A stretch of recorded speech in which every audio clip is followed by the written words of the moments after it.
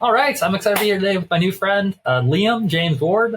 Liam has driven chart-topping, award-winning campaigns at the cutting edge of music and social media. He's a powerhouse in audience development and digital marketing, honing his craft with major record labels and global superstars. Tastemaker DJ turned industry leader, Liam blends grassroots credibility with high-level A&R and playlist strategy expertise. And so I'm excited to have him on the podcast today to talk a little bit about the current landscape of social media and audience development. And in a world where it's in many ways easier than ever to distribute your music, how do you actually cut through the noise and build a real relationship with your fans? So Liam, thank you so much for taking time to be on the podcast today. Yeah, nice one, Michael. Thanks for having me.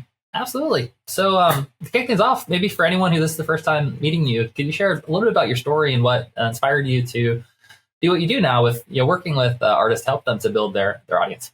Yeah, sure thing. I mean, the thing that's always an important thing for me to say about my story is I didn't really grow up around music. Like, I always think about those people who I'm sure have sent plenty of CVs into label internships and so on, was being like, I've been listening to my dad's record collection. I've been playing guitar since I was like a fetus. And it's just like, that wasn't really me. But then as soon as like I found music when I was probably about 11 years old, and this was a time of like emo, right? So I was like listening to Fall Out Boy and Paramore and stuff like that.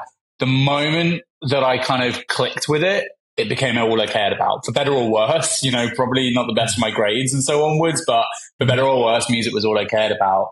And, from that moment onwards, from a work perspective, whether it was venues, whether it was studios, whether it was even music shops and so onwards, I just did anything to be around it. And that's kind of what took me on a path for a little while. And from there, worked in venues and eventually got an internship at a record label, worked at a record label for a little while. And then at some point at the ripe old age of 21, had a bit of a existential crisis as to not really knowing where in this big old music industry I felt like I was making the most impact, especially for artists themselves.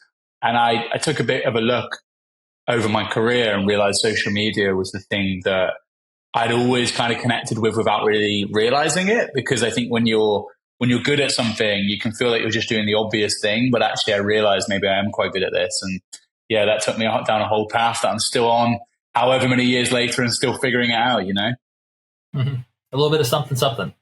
Yeah, exactly. You know it. Awesome.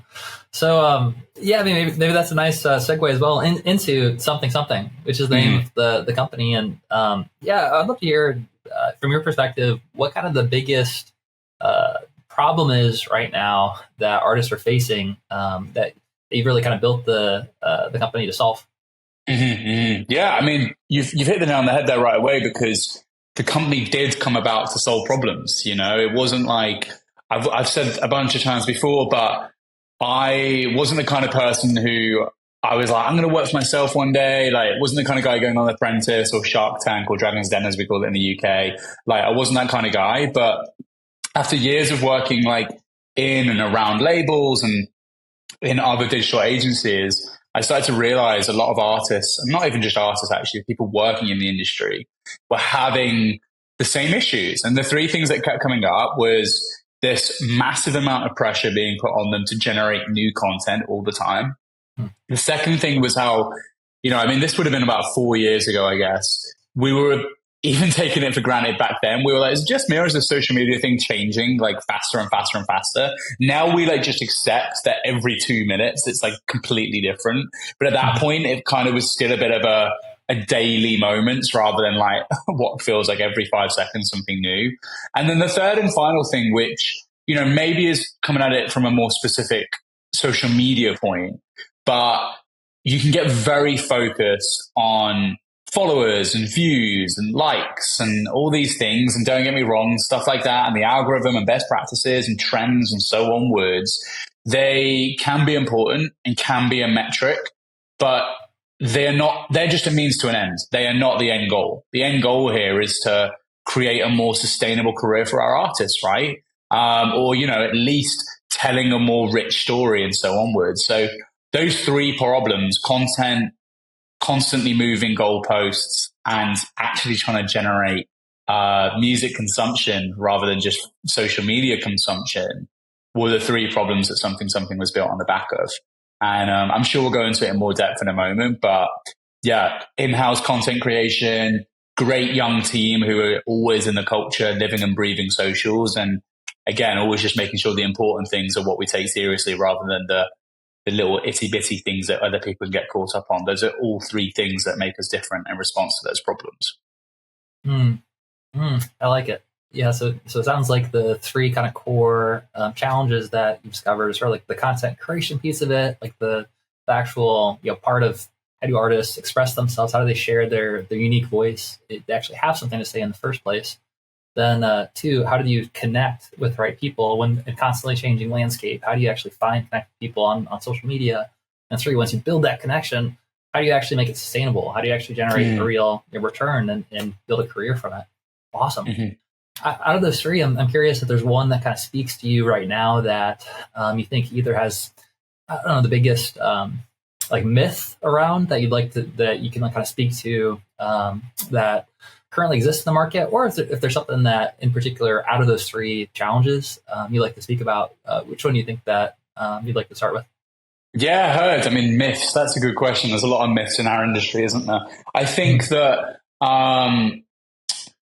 one of the biggest around content creation is this idea that short form is everything now. I think that there's a big problem with our industry at large, and therefore a lot of artists who are kind of just following what they're told, thinking that if you just do a really killer short form content campaign, that's enough. And, it can definitely be enough to kind of get more people in, more eyeballs, whether that's more trendy content or things that are really intending to go viral, or whether it's things that are more storytelling or, trying to drive people towards something specific. Whatever your short form content campaign is trying to focus on, it can't be all of it. I talk a lot about this kind of traditional marketing funnel, right? Which I'm sure, you've probably spoken about with a bunch of your guests over the years, like this idea that at the top, you've got like a vast amount of people who are aware of you. And at the bottom of this funnel, you've got a bunch of people who are super engaged. And essentially social media is simultaneously trying to bring more people into that funnel, drive them down, and also make sure these people at the bottom aren't getting bored and they're feeling engaged all the time, right? And I think right now we're still in a bit of an epidemic where people are so focused on this top layer and trying to get people in and go viral and so onwards, that then you're hitting a bit of an impasse. You know what I mean? It's very shallow, and you're actually not letting your own fans get deeper in. And then they're expecting or wanting this super hardcore engaged fan base. Everyone's talking about the term super fans now with Discord and OpenStage and Lalo and Medallion and all these tools that are helping you kind of really harness the power of those super fans. Great. But if you've got this going on down here and you've got this going on up here, you've got to be doing stuff in the middle. And whether that's longer form pieces of content as a very simple solution, I guess, quote unquote, whether it's music videos where everyone's like, music videos are dead, but it's like, well, no, because those people who are a little bit through the door, this might be the thing that invites them in further, whether it's long form studio vlogs, whether it's live streams, whatever it may be, things that are going to feed your fan base to come further down that funnel from the top to the bottom, they are really important. So I guess to kind of recap, that myth is just this idea that if you do the top stuff, that's all you need. And you might get a really, really, really wide funnel, but if you're not bringing people down, you're still playing to empty rooms, even if you've got 1 million TikTok followers, That's so good.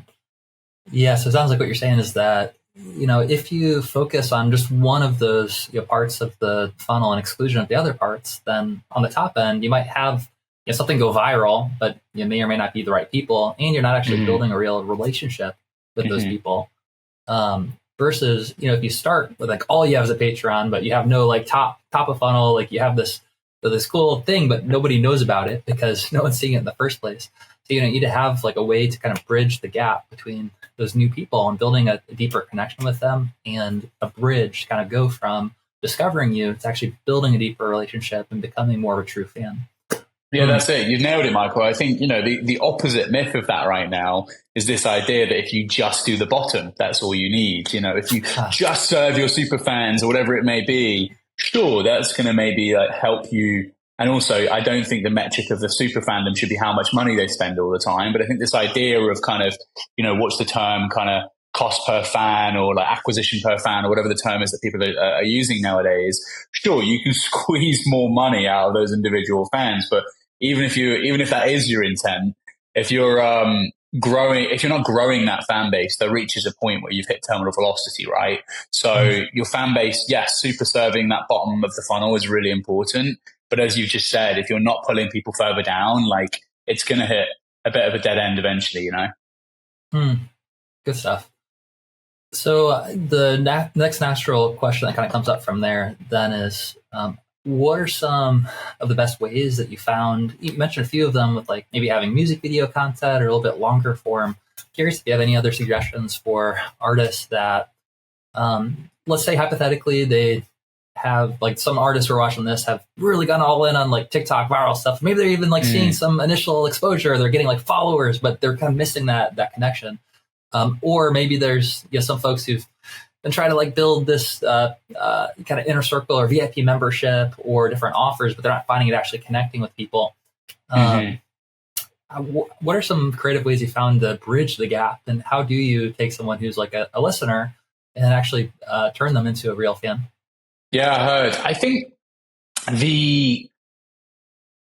a lot of the time the strategy can reveal itself in the work, and I think that's a very nice buzzy thing to say. But what I mean by that is that sometimes you just got to get going, and over time, the response of the community, the response of the fan base will really show you, okay, this is what's engaging people.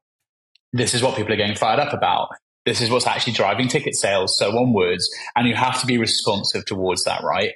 But that being said, as much as you've got to be responding from a content distribution side to how the fans are responding to you, I also think that the fans are therefore offering themselves up some great, like, meaty bits of how you can amplify that even further. And what I mean by that is some of the most successful campaigns we've had are where people at the bottom of the fan base or whatever it may be, we're showcasing them.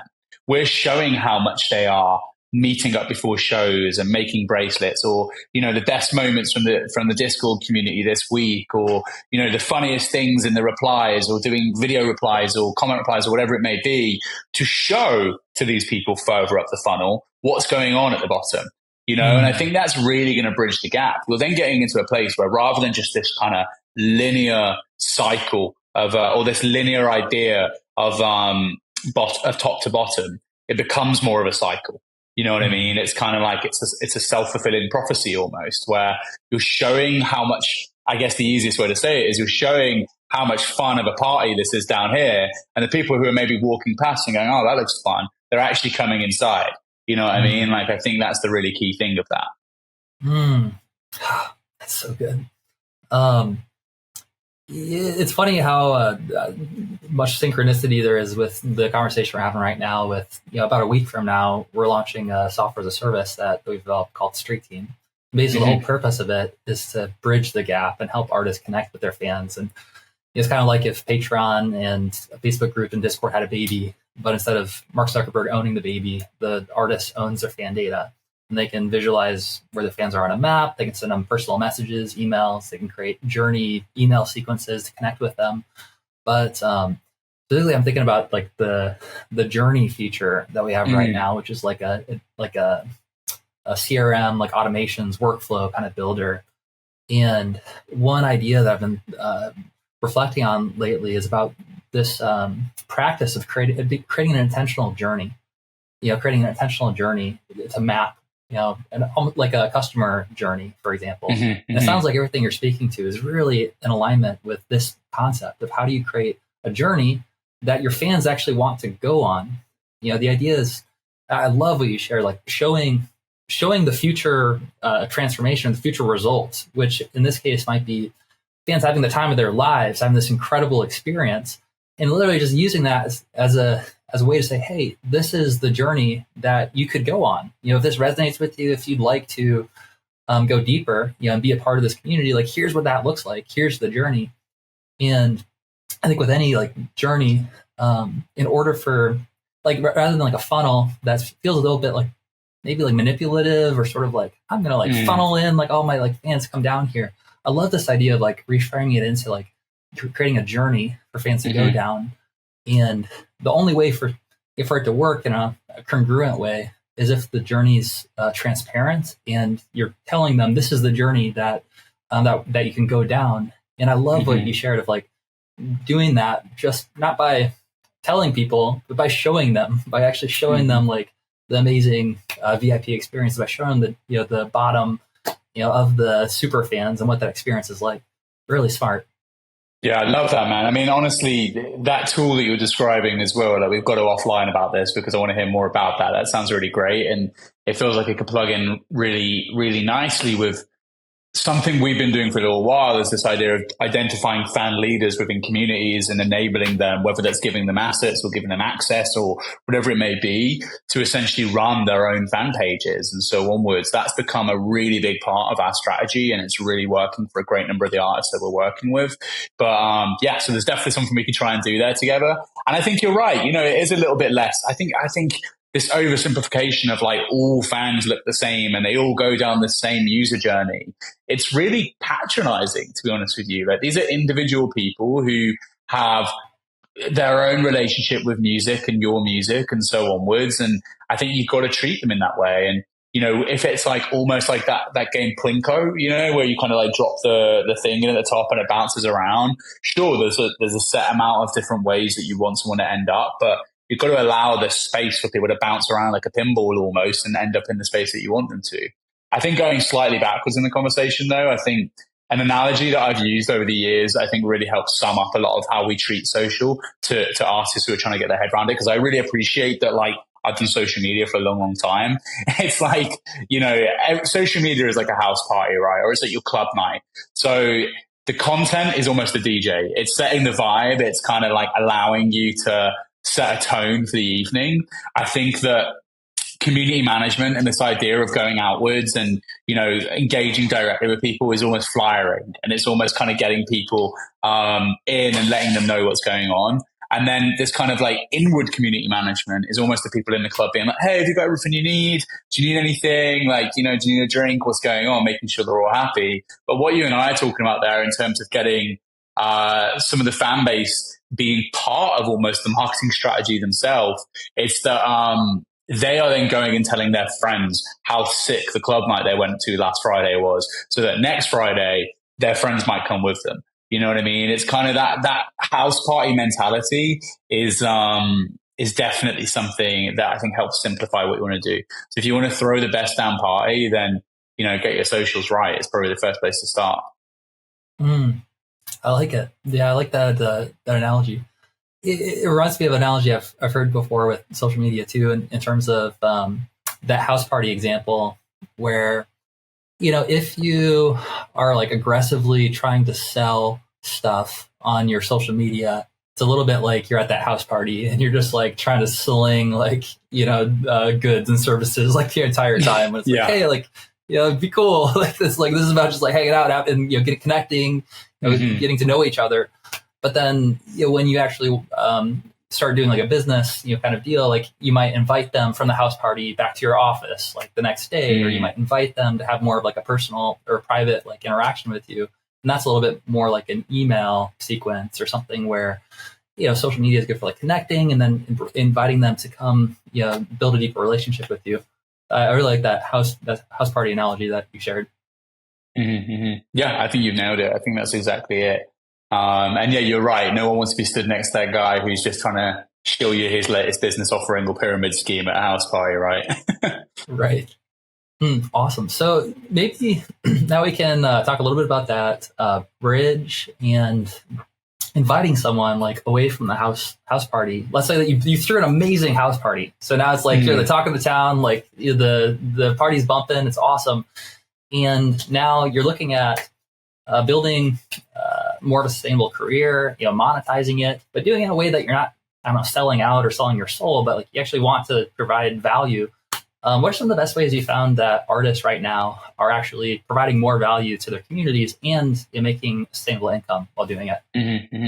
Yeah, it's a really good question. I think there's not going to be one catch-all answer because, again, I think to be respectful to the idea of fan base, you've got to treat every individual as that, as an individual, and therefore every individual artist fan base looks so different.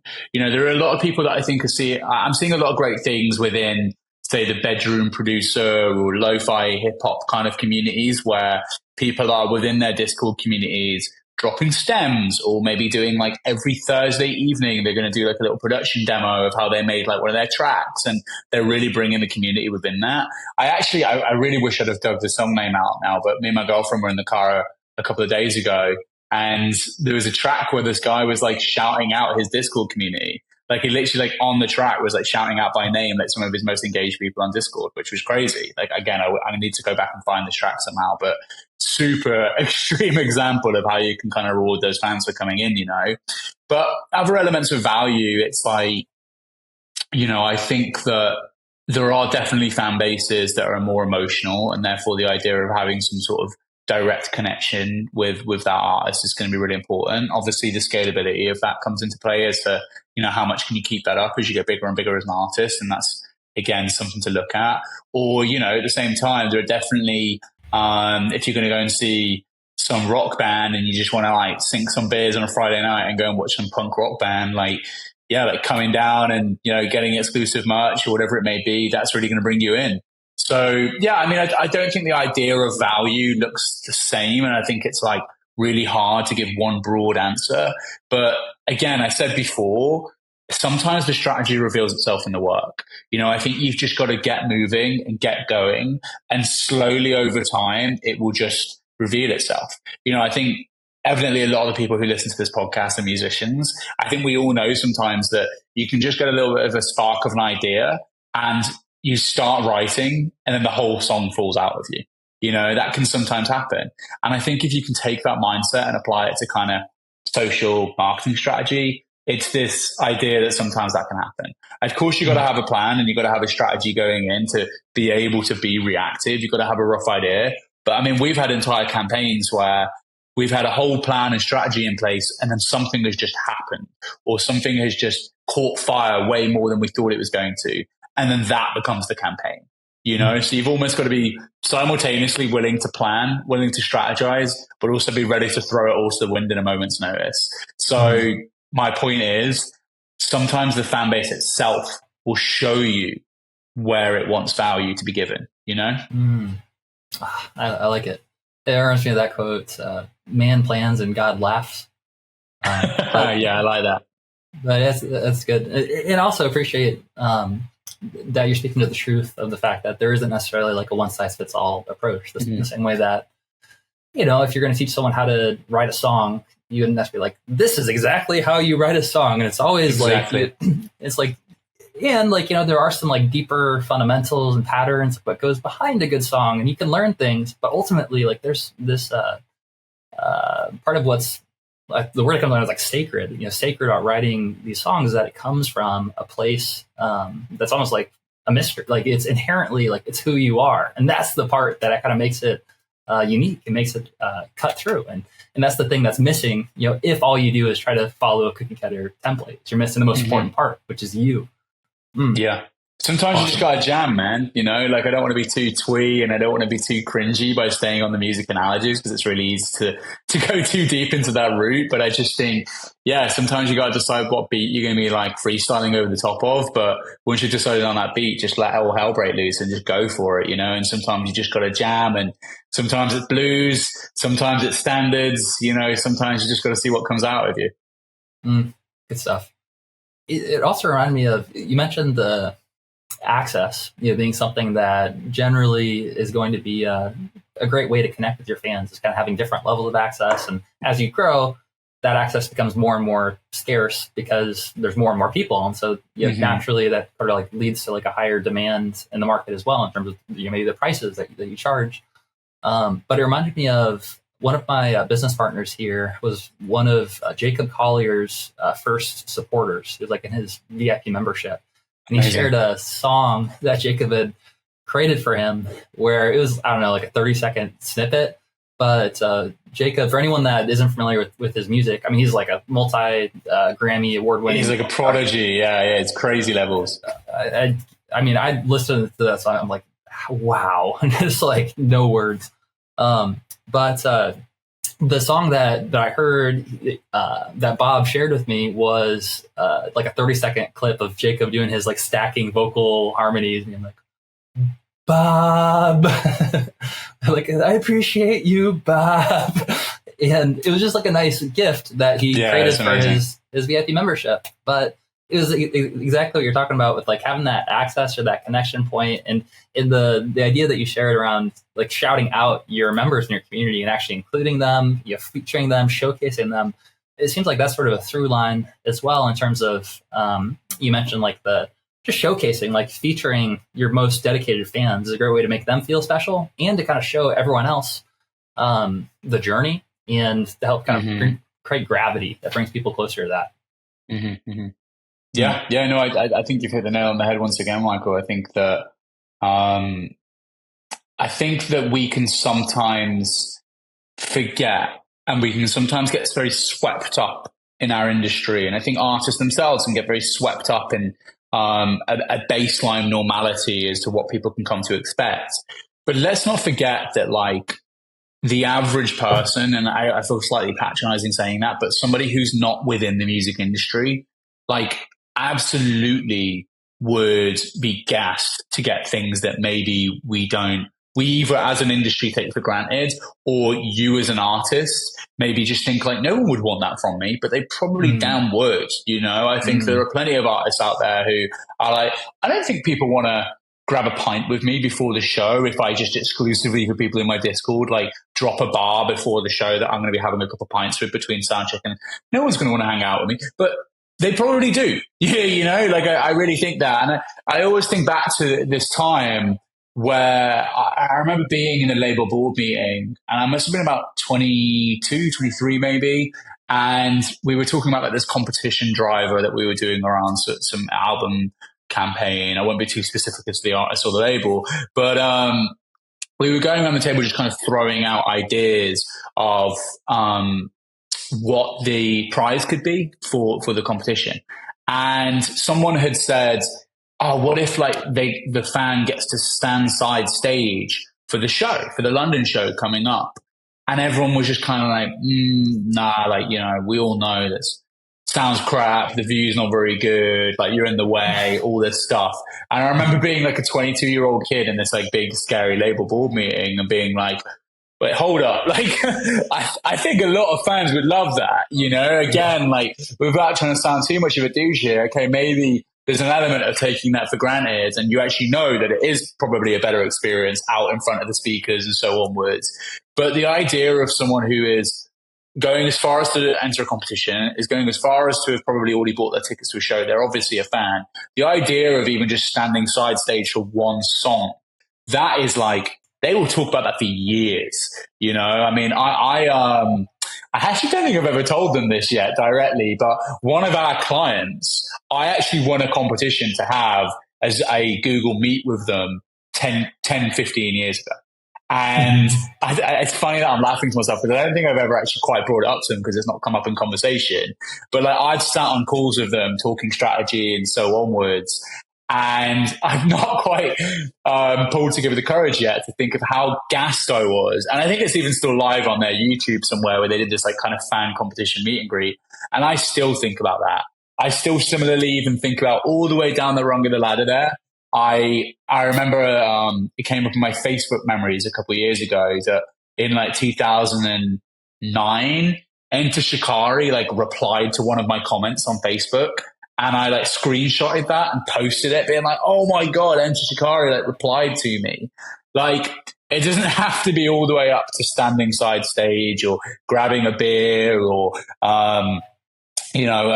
whatever the Google Meets thing or whatever else it may be. It can be those time intensive things, but even just dropping a voice note or dropping a DM or whatever it may be, such an easy way for someone to feel heard and seen, right? And you can bet damn well that if them engaging got them that bit of like your warmth and your light for a moment, they are going to keep engaging. you know? So it's such an easy way to bring people in and try and keep them in. I love that. That's the a band that you did that for. You should like cash that in, like unexpectedly at one point, like and just be like, so when can I redeem my character on your next meeting with them? That's awesome. Man, I can't tell you how many times I've had that exact experience you're talking about, where there's something I'm like, yeah, this should not be impressive, or this shouldn't like be like a thing, but the people get so much out of it. Like for me, what comes to mind is like every once in a while when I'm on a Zoom call like this, I'll be like, Liam, it's awesome. Coolest guy in town. And I think for most musicians, like they're like not that impressed by it. But like someone who's not a musician is like, oh my gosh, like that was magic. Like, and it's a great reminder of exactly what you're describing, that what musicians do is so magical. So many people don't understand or appreciate how the music happens, and so it's a great reminder to show up and to connect with fans, even if it's just a voice memo, even if it's just a message, to help people feel seen and heard. Yeah, agreed, man. I think it goes back to what I was saying before of like, when you're good at something, you can feel like you're just stating the obvious, and therefore you almost like don't say it. But actually, sometimes you can say something. And if I'm being really honest, like I've had to catch myself like starting to do this sort of thing, like doing podcasts and things like that. I've kind of been like, that doesn't, in the back of my head, been like, I probably don't need to mention that because it's super obvious. And then someone has messaged me on LinkedIn or something afterwards being like, thank you so much for sharing that, because that like really connected some dots that I've been struggling to connect. So sometimes like just do the obvious, or say the obvious, or do the thing that feels low value to you. I think people really get something out of it. So when we're talking about bringing value to people, as much as it can be revealing itself in the work, as I've already said, it also can just be something that doesn't feel that valuable to you, but it may mean a hell of a lot to somebody else. Good stuff. And that, to your point of discovering it through action and seeing what lands, like that's probably a great example of that, where it's like you wouldn't necessarily know that that's valuable to someone until you have that experience, and it demonstrates itself. And then after you've had that experience, now you can be like, oh, I guess people do find that valuable. I suppose, maybe I should do something like that more often. And so it does extend itself, through action and through putting yourself out there. Yeah. We're simple creatures, like I've seen it more than enough times where an artist has been like fairly anti-socials, and it's like the second they get a video that gets a bit of steam, you see them completely change, and you see them completely like love it, and they really see the value all of a sudden.